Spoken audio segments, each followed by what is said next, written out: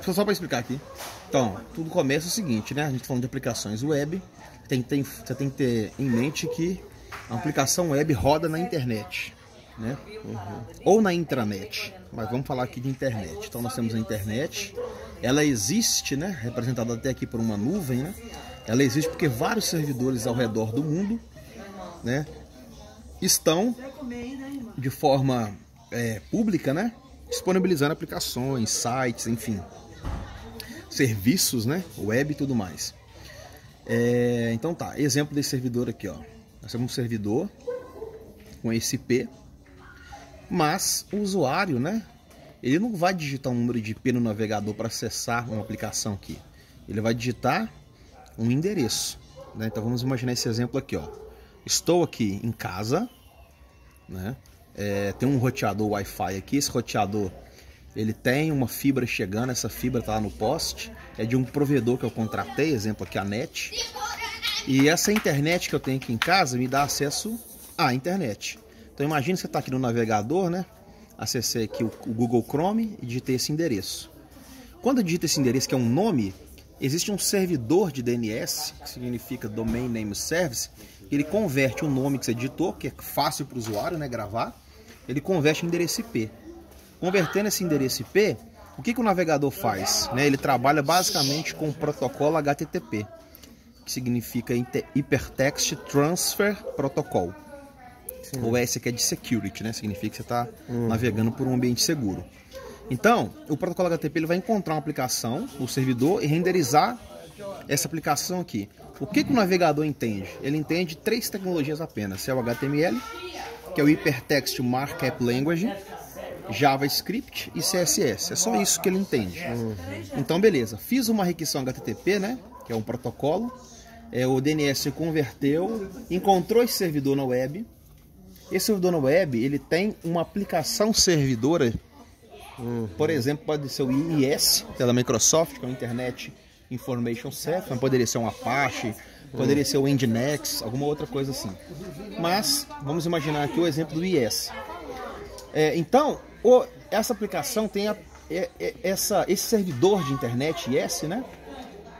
Ele tem aplicações configuradas, né? Que são aplicações web hospedadas lá. Então, geralmente na porta 80. Por que na porta 80? Porque o padrão de uma requisição HTTP é porta 80. Se não fosse porta 80, teria aqui em 2 pontos o número da porta, tá? Mas não é o caso. Então, beleza. Chamei essa aplicação aqui. O primeiro verbo que você está utilizando do protocolo HTTP é o verbo get. Você vai tentar fazer um get em algum recurso da aplicação web, tá? E aí, beleza. Agora vamos passar aqui para essa ideia aqui. Agora vamos falar tecnicamente de uma aplicação web que foi implementada com a ideia de DDD. O que é o DDD? Que é o Domain Driven Design. Então, ou seja, é o design da aplicação dirigido ao domínio. E o que é o domínio, né? O domínio é a inteligência do negócio. Então, essa aqui é uma ideia de implementação que é concretizada, por exemplo, pela arquitetura Onion, que é a arquitetura de cebola, né? O que a arquitetura Onion define? Camadas.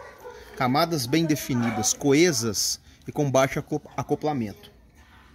Então, vamos pensar aqui numa aplicação .NET Core, né, utilizando o ASP.NET. Também baseada no framework MVC, que é aquele exemplo que você está implementando, né? MVC é um framework que você utiliza para implementar uma aplicação web, utilizando o ASP. E esse framework ele define a separação em camadas, né? O MVC significa Model View Controller. Então, beleza. Nessa arquitetura Onion aqui de cebola, a gente tem aqui como núcleo, né, o domínio, que é a implementação concreta dessa ideia, que é o Domain Driven Design. Beleza. E nas camadas, né, mais externas, a gente vai encontrando aí a camada de repositório, de serviço de aplicação. Essa camada de aplicação, quando você cria uma aplicação lá no Visual Studio ASP.NET Core, né, com MVC, você está implementando a camada de aplicação. Né? E essa ideia do MVC está justamente aqui, ó. Nós temos a aplicação, né? O recurso chamado controller, que é basicamente a rota, né? É através de uma controller que você vai rotear para um recurso na sua aplicação.